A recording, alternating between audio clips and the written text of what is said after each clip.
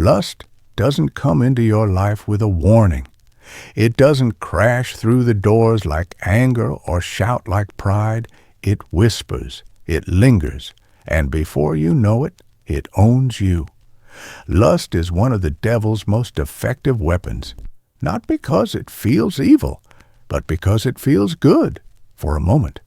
But it doesn't stay a moment. It becomes a pattern, a prison, and for many men, it becomes an identity. Lust takes your focus, your drive, your clarity, and it replaces them with shame, confusion, and spiritual weakness. That's why Satan doesn't need to destroy a man with violence. He can just distract him with lust. You were created for mission, to build, to lead, to protect. But lust makes you passive. It steals your spiritual authority. It makes you weak in battle, soft in your convictions, and numb to God's voice.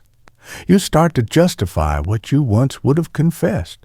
You stop praying with power because your heart is divided. You stop seeing women as daughters of God and start seeing them as objects to consume. And slowly, you stop becoming the man God created you to be. Lust is not a sin of the flesh. It's a war against your future, your wife, your family, your legacy. You think no one sees you fallen? Heaven does. Hell does too. And every time you bow to it, you're training yourself to choose fake intimacy over real purpose. But there's good news. You're not alone in this fight. Jesus was tempted just like you, and he overcame it so that you could too. That means when you fall, you get back up. When you're tempted, you run, not toward lust, but toward the cross. You confess. You fast. You delete the app.